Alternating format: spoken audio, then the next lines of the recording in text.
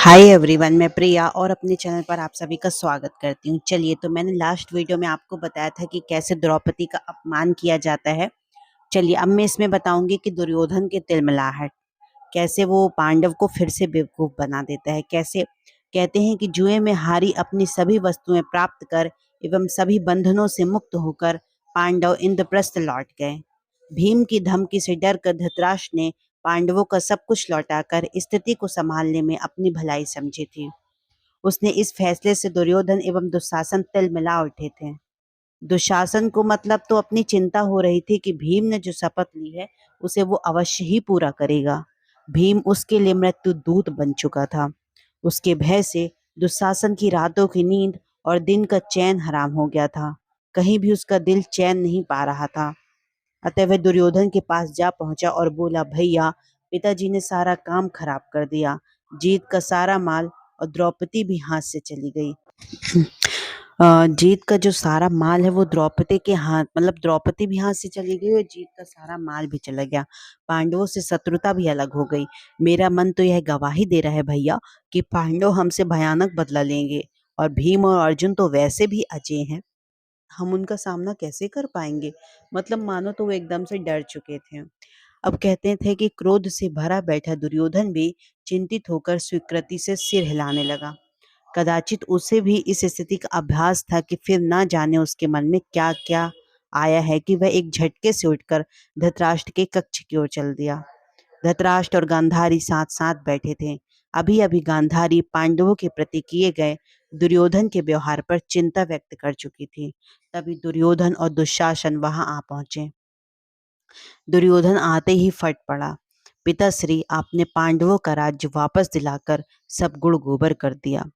आप अच्छी तरह जानते हैं कि हम सख्ती से पांडवों का मुकाबला नहीं कर सकते, फिर भी आपने ऐसा किया।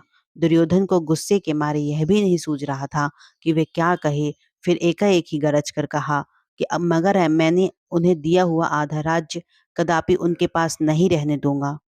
पूरा हस्तिनापुर हमारा है। आपके अंधेपन के कारण पांडु को अस्थायी तौर पर राजा बनाया गया था। वास्तव में तो सिंहासन आपका ही था। आपके बाद मेरा अधिकार है और आपका यह अधिकार पांडवों से हम छलपूर्वक ले सकते हैं। पहले ही बताया जा चुका है कि धृतराष्ट्र पुत्र मोह में अंधा था, है ना, मैंने कई बार बताया आपको। और उसकी बात को टालने का उसमें बिल्कुल भी साहस नहीं था। जब उसने मौन रहकर दुर्योधन को कुछ भी करने की मूक स्वीकृति दे दी, तब गंधारी बोल पड़ी, आर, इसे शय देकर आप कुरुवंश के लिए विपत्तियों को आमंत्रण दे रहे हैं। आपका यह पुत्र एक दिन पूरे कुरुवंश को लेकर डूबेगा मतलब। इसलिए जब भी यह कोई प्रचंडी योजना आपके समक्ष लेकर आए तो आप दृढ़ता पूर्वक इनकार करना सीखें। मुझे तो भय है कि इसकी करतूतों के कारण ही कौरव वंश के विनाश का आरोप भावी पीढ़ियां आप पर ही लगाएंगी। कहते, गांधारी, जो होना है वो होकर रहेगा। मैं इस बात को भला कैसे भूल जाऊं कि मुझे हस्तिनापुर की राजगद्दी से वंचित करके अपमानित किया गया था। मैं अंधा था, परंतु पांडु की मृत्यु के बाद भी तो मैं अंधा ही हूँ। सिंहासन पर मेरा ही हक था और दुर्योधन जो कह रहा है वो उचित ही कह रहा है। वंश खत्म होता है तो हो जाए, मैं अपने पुत्र की इच्छाओं का गला नहीं घोट सकता। उखड़े और रूखे स्वर से धृतराष्ट्र ने कहा। गांधारी बोली, कुछ नहीं मगर भविष्य की कल्पनाएं करके वह गंभीर अवश्य दिखाई देने लगी। मतलब धृतराष्ट्र पांडव आपस में बात कर रहे थे, धृतराष्ट्र और गांधारी, जिससे गांधारी ने उन्हें बहुत अच्छा मतलब वचन देकर कहा, लेकिन धृतराष्ट्र पुत्र मोह की वजह से नहीं माने। और देखिए उसके बाद फिर महाभारत का युद्ध हो जाता है।